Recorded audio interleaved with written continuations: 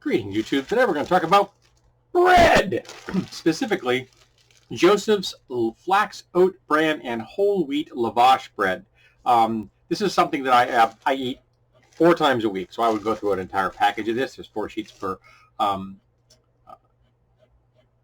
for package. It says 6 protein per serving, 60 calories. Now they're saying that a serving is a half a sheet. I eat a whole sheet, but that's only 120 calories, which is not bad. Okay, this is the 50th anniversary label on this one. It says good omega-3 ALA source.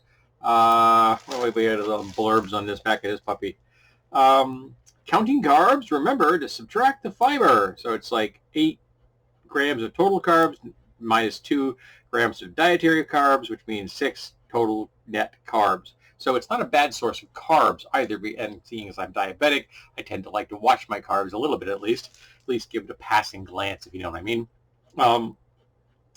Like great on fat. The sodium's a little on the high side. It's like 13%. So that's like most of my sodium right there. I don't eat a lot of sodium. I eat low sodium lunch meat. I don't add sodium to anything. I'm eating vegetables, frozen vegetables, which they're just frozen vegetables. Morning is often just a chicken breast.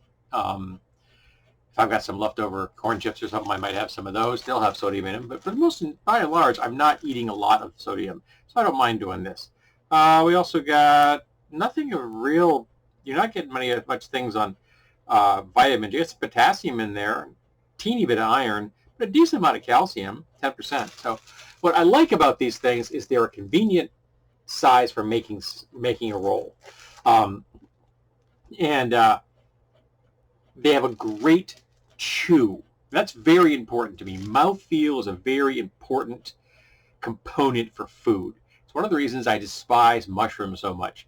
I can't stand the mouthfeel of mushrooms. Now, if they're really in something, like if I buy a steak bomb, no cheese, because I can't have cheese, I won't care if there's mushrooms in there, because they've been, they've been done up with the onions and peppers and stuff in there, and they so I'm like, yeah, no problem. I'm not going to worry about that. But if you put them in something and they're still on the fresh side, no, I'll pass on that. This has a great mouthfeel. Now, you can cut this in half after you make a roll, whether you're using a full sheet or half sheet, and then you can kind of fit that into a lunch bag. I don't do that. I just make a roll and I leave it whole, which does mean it's a little difficult to carry because it's a long tube, essentially.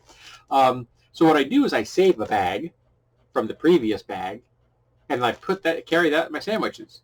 And I bring it home and I reuse it until I empty the next bag, and that one gets recycled, and then I go to the next bag. So I just reuse the bags that come in because they're already the right shape, which is kind of nice. Now, this is also kind of interesting because this is from Lawrence, Massachusetts. So I'm supporting a New England company, which is pretty damn cool. I like that. There can be some slight variations between this because it's being made in a less commercial environment than like some of the Wonder Bread stuff. So there can be some variance. I mean, the weight's the same. Sometimes the sheet thickness will be a little bit different, so the size might be, but most of the time they're fairly consistent in this size. And they relatively have a relative degree of structural integrity, so while you're rolling it, you really don't have to worry about it blowing out on you. I've had that happen a couple of times because I was trying to shove too much stuff in there. My wife also uses these. She makes sandwiches and things. She's a vegetarian, and she uses these to shove vegetables in for dinner. She probably does that once or twice a week. So we go through quite a bit of these things. We usually buy 2 packages a week for us, and we quite enjoy them. So I really recommend these things. They're a great chew. They're not a lot of carbs. They're not a lot of calories. I don't know if you can get this in your area, because again, this is a New England thing, but I'm sure that you could probably get something very similar if you were to go out there and poke around a bit, depending on what kind of a food environment you live in. I know there are food deserts out there that it's hard to get decent food. It just is. Your options are limited. But you might be able to find your own local source that would make something very similar to this, which would be quite cool because I really like this stuff, and I think it makes a great sandwich. It's very convenient. I mean, you can make burritos out of this, essentially, if you want to.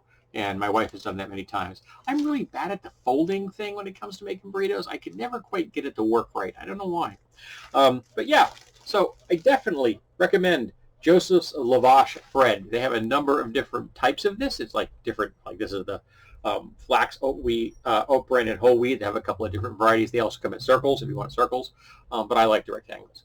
So highly recommended. It's quite tasty, got a great mouthfeel, not a lot of carbs, and not a lot of calories. I think it's a win-win.